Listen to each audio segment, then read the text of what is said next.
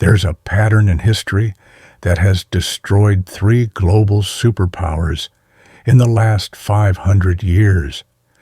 And right now in 2025, the United States is following that exact same pattern stage by stage, decision by decision, almost like we're reading from the same script that led to catastrophe every single time before. In 1590, Spain was the richest empire on earth. They controlled half the world's gold and silver. Their military dominated Europe. Their currency was accepted everywhere. Within 80 years, they were bankrupt, a second-rate power that never recovered. In 1914, Britain ruled the largest empire in human history. The sun never set on British territory. The pound sterling was the global reserve currency. Within 40 years, the empire was gone. The currency collapsed. They became America's junior partner. In 1991, the Soviet Union was the other superpower. Nuclear weapons, global influence, satellites, spanning the globe. It ceased to exist in 900 days, not from war, from economic implosion. 3 times, 3 superpowers, 3 complete collapses, all following the exact same sequence. And here's what should terrify you. The United States has already completed 5 of the 7 stages. We're not approaching the pattern. We're deep inside it. This is the story of how empires die, why they always think they're different, and why the math says we're next. And it's happening faster than anyone wants to admit. Before we go through the pattern, you need to understand what imperial collapse actually looks like. Not in textbooks, in practice, what it means when a superpower dies.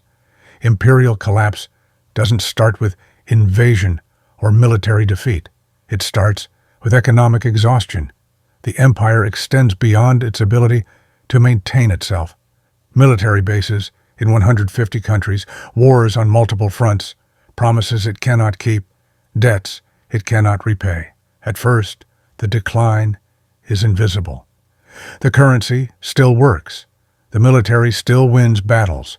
The government still makes promises. But beneath the surface, the foundation is cracking. Resources are misallocated. Productive capacity shrinks. The best and brightest leave. Then comes the acceleration. Allies start hedging. Enemies test boundaries. Trade partners seek alternatives. The reserve currency status erodes. And suddenly the advantages that made you powerful become vulnerabilities. Your currency, once demanded by everyone, comes flooding back home.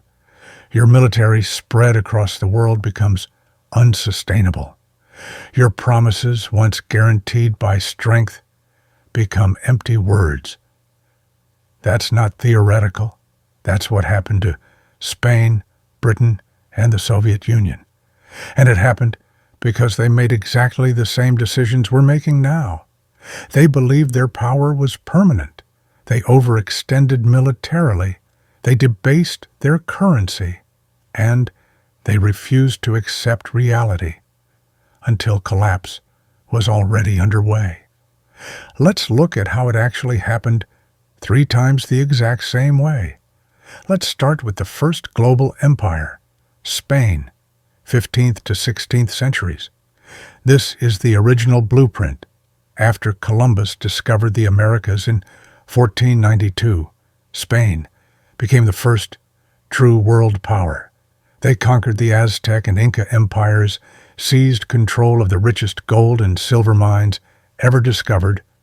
By 1550, Spanish galleons were bringing home 200 tons of silver per year. By 1600, over 400 tons annually. Spain controlled the money supply of Europe. The Spanish real was the global reserve currency.